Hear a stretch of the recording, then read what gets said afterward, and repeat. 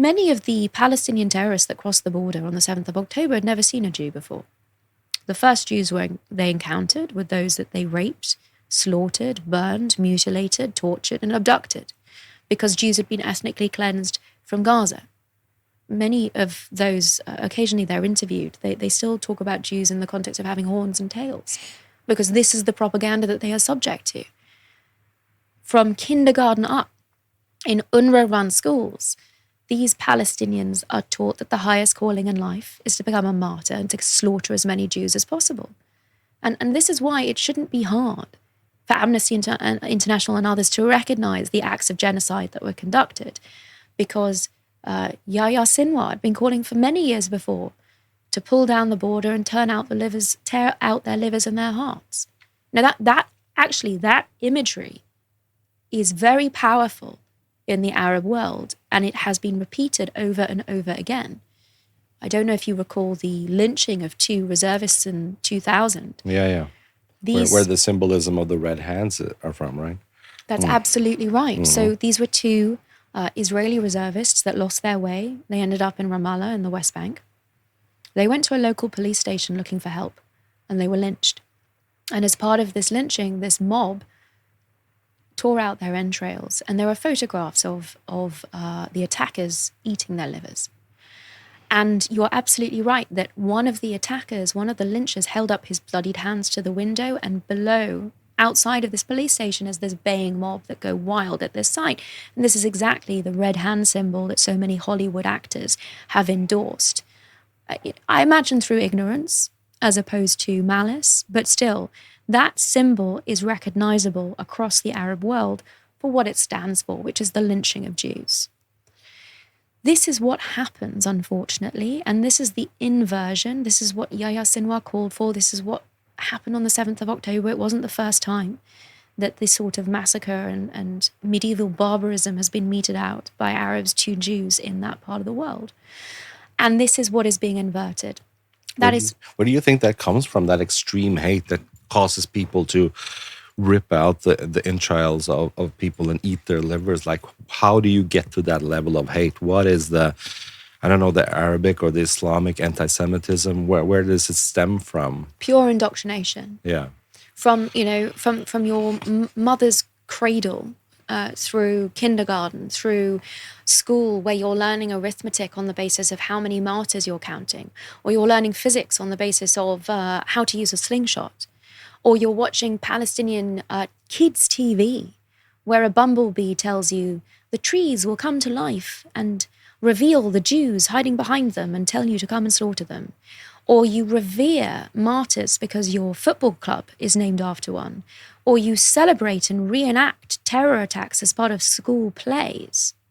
It comes from this relentless abuse of children. Now, we've seen reforms to some of that in other parts of the Middle East. The UAE completely reformed its textbooks and its education system. Saudi has done something similar.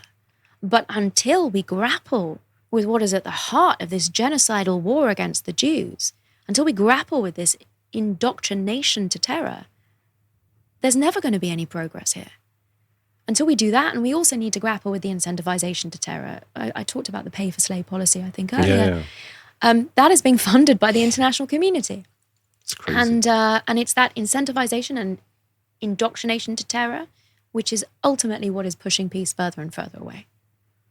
But the fact that kids are taught this in school, where does that again stem from originally? Does a lot of this lead back to Iran for the Ayatollah's hate for, they call Israel for little Satan and the US for big Satan? Is that the original place where this is coming from, do you think? Or? I think it actually predates Iran because if you think about the creation of UNRWA in 1949 and really its activities that began in earnest in 1950, the whole notion of the creation of this unique Palestinian refugee status that is passed down generation to generation, right? That doesn't exist anywhere else in the world.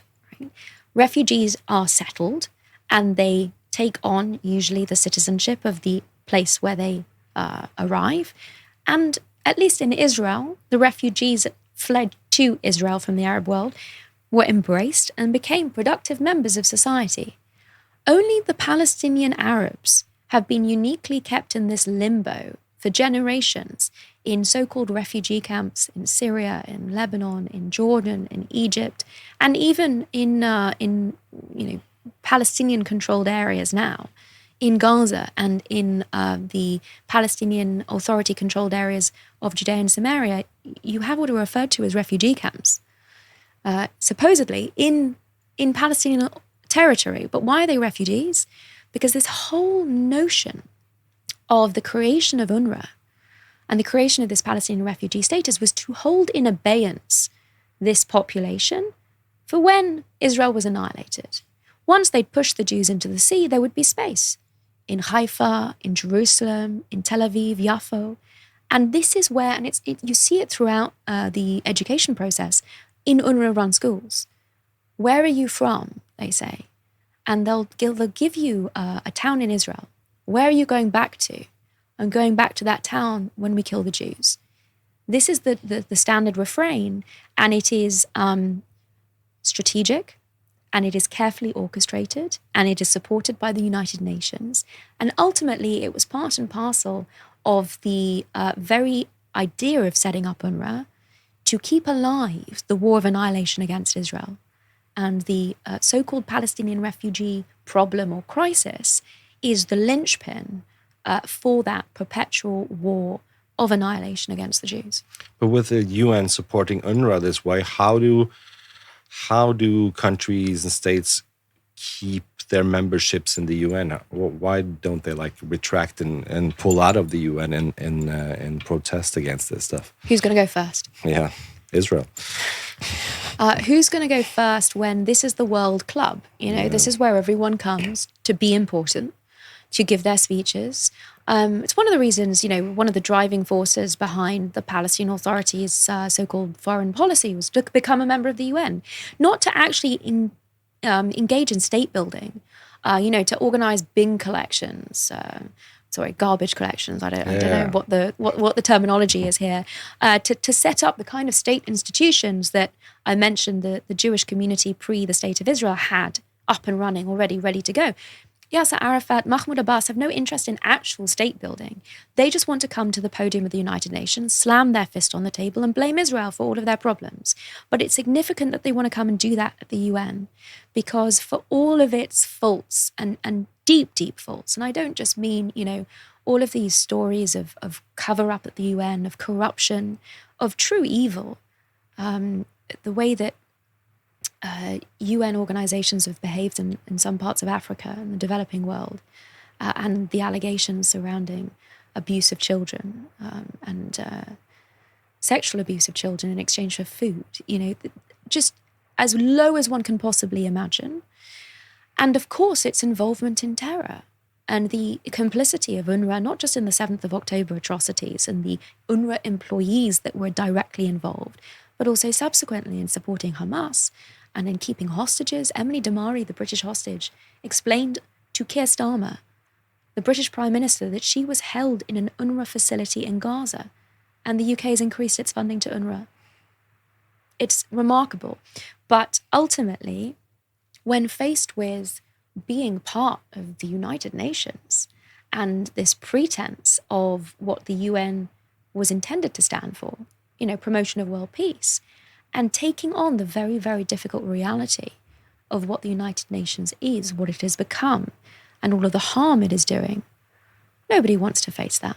So I can entirely understand, but until we do, until the League of Democracies, the rule of law countries actually stand up for real justice, real human rights, real international law, this macabre, very concerning, devastating development is simply going to continue.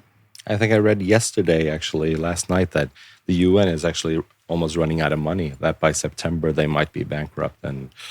Well, America, I say who's going to start, right? Yeah. Okay, so I think it's fair to say that America has already taken, under this administration, a very significant step in terms of its funding of the UN, in terms of, its recent demand that Francesca Albanese be thrown out of her position as UN Special Rapporteur in light of the appalling blood libels that she is spreading against the Jewish people.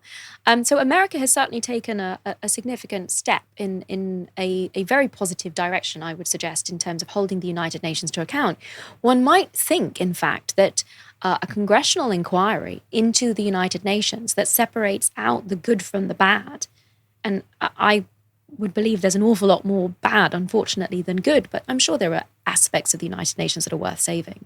So a congressional inquiry that actually looks in detail at the UN's operations and starts to map that out would be, I think, an extremely useful step in the right direction, either of United Nations reform or of just, abolishing the whole thing and working out a route forward that incorporates some of the positives. And I would say actually bringing the world's nations together in one place for the purpose of discussion. And most of the important conversations, frankly, happen in the corridor outside of the UN General Assembly. But even having the opportunity of a public discussion in the General Assembly is not necessarily a bad thing. But the moment votes happen, what on earth is the point? When the new leader of Syria has the same voice or the same vote as the whole of Germany. This is not a democratic organization. Who are we kidding here?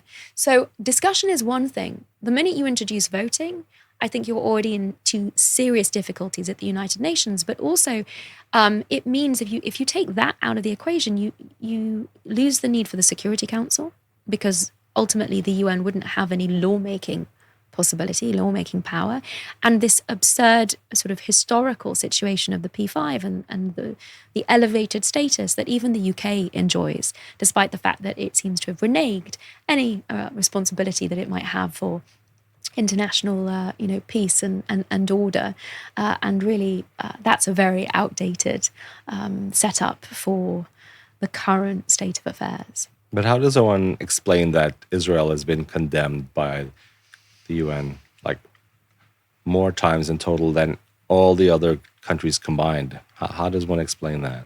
Firstly, because there's an inbuilt majority at the United Nations against Israel amongst the states that either, have no diplomatic relations with Israel or have as part and parcel of their foreign policy to demonize Israel at every opportunity, and that's a given. But also because of everything that we have discussed already so far in terms of the cyclical approach of civil society, UN, international courts and tribunals, and the narrative that is developed. It's just very easy. If you are stuck for material and you have a speech to give at the UN, do the dirty on Israel and everyone will cheer for you. Yeah. It's a very easy way of being part of the club and being accepted and being lauded. And it gets to the point, I've spoken at the UN Human Rights Council calling out these practices, including the standing agenda item 7 that exists only for the purpose of condemning Israel.